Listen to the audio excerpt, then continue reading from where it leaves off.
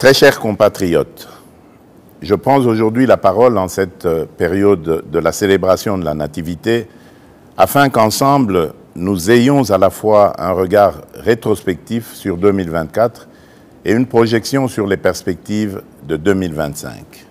En cette période des fêtes, porteuse de foi et d'espérance, nous sommes invités à nous rappeler ce qui compte vraiment. Notre unité, notre courage et surtout la richesse inestimable que constitue notre peuple. Dans chaque village, chaque famille et chaque cœur congolais, il y a une flamme qui brûle constamment. C'est la flamme de l'espoir.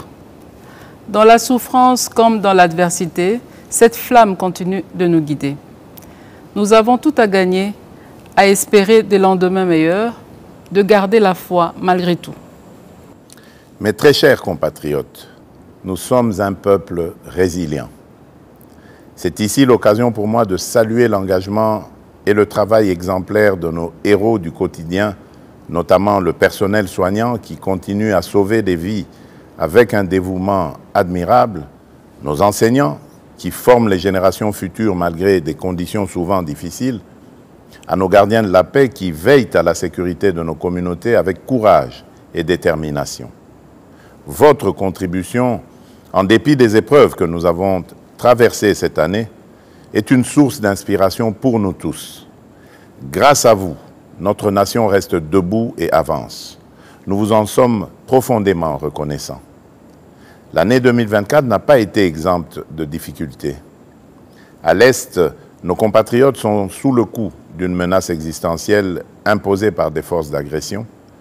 Les difficultés sociales pèsent lourdement sur de nombreuses familles et nos villes sont confrontées à l'insécurité urbaine et à des embouteillages qui testent au quotidien notre patience. À celles et ceux qui ont perdu des êtres chers, aux déplacés internes arrachés à leur foyer, aux valeureux patriotes résistant aux Wazalendo et aux vaillants soldats qui, au péril de leur vie, défendent avec honneur notre souveraineté, nous exprimons toute notre compassion, notre profonde gratitude et notre immense respect. Ce qui nous menace n'est pas plus fort que notre foi en un avenir commun et notre capacité à résister ensemble. Toutefois, malgré ces épreuves, il est important de reconnaître que notre pays progresse. Il y a des domaines où les résultats sont beaucoup plus marquants et porteurs d'espoir. Par ailleurs, les efforts entrepris par le gouvernement, bien que parfois peu perceptibles, portent déjà leurs fruits. Pas à pas, nous nous relevons.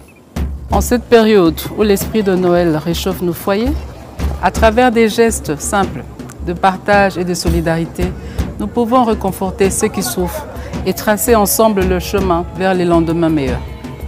Nous sommes un peuple forgé dans l'adversité et marqué par des décennies de lutte, un peuple fier. Mais pour définitivement triompher, il nous faut réapprendre à nous unir, à cesser de nous diviser pour des bagatelles. L'unité et l'amour de la patrie sont les clés de notre renaissance et de notre salut collectif. Gardons cet engagement qui nous galvanisera, car ensemble, rien ne nous est impossible.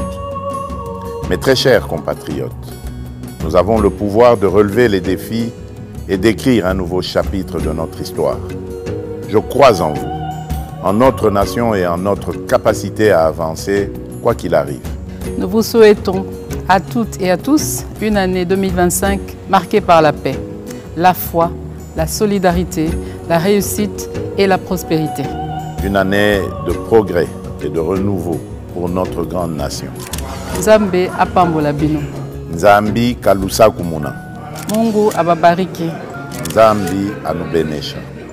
Joyeux Noël et bonne année à toutes et à tous. Que Dieu bénisse la République démocratique du Congo, son peuple et tous ceux qui l'ont choisi comme leur lieu de résidence.